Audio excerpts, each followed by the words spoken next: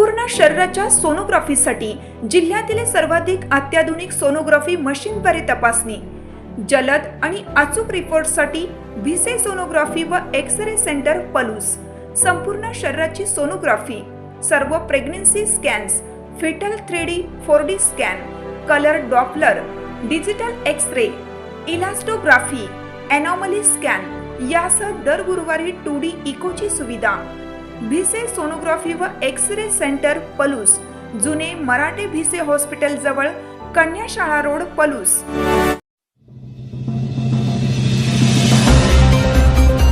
अण्णांचा लोकसेवेचा वारसा जपणार, सुरेश पाटील यांचा निर्धार।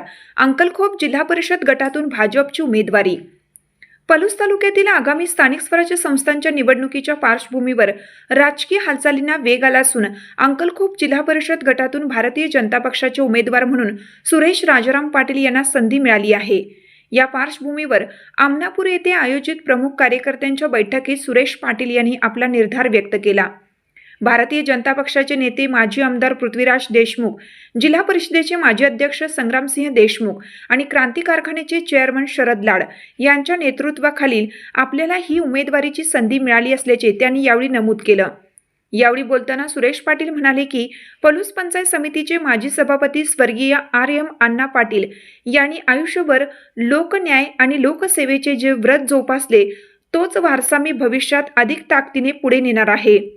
अण्णांच्या विचारांनी आणि लोकसेवेच्या भावनेतून या गटाचा विकास साधण्यासाठी मी कटिबद्ध असून त्यासाठी सर्व कार्यकर्त्यांची आणि जनतेची साथ हवी आहे, अशी भावनिक साथ त्यांनी घातली। सुरेश पाटील हे वसंतदादा कारखान्याचे माजी संचालक असून त्यांच्या रूपाने अण्णांच्या वारसाला पक्षाने संधी दिल्याने कार्यकर्त्यांमध्ये उत्साहाचे वातावरण आहे। याच बैठकीत आमनापूर पंचायत समिती गणातील भारतीय जनता पक्षाचे उमेदवार उदय साळुंके धनगाव यांचीही उपस्थिती लाभली। या निमित्ताने आयोजित बैठकीला आमनापूर ग्रामपंचायतीचे सर्व पदाधिकारी, भारतीय जनता पक्षाचे प्रमुख कार्यकर्ते तसेच अंकलखोप, आमनापूर, बुर्ली आणि धनगाव परिसरातील पदाधिकारी मोठ्या संख्येने उपस्थित होते। या बैठकीत उपस्थित सर्व प्रमुख कार्यकर्त्यांनी आपली मनोगत व्यक्त करत या निवडणुकीत पूर्ण ताकदीने उतरून भारतीय जनता पक्षाचे उमेदवार बहुमताने निवडून आणण्याचा निर्धार व्यक्त केला।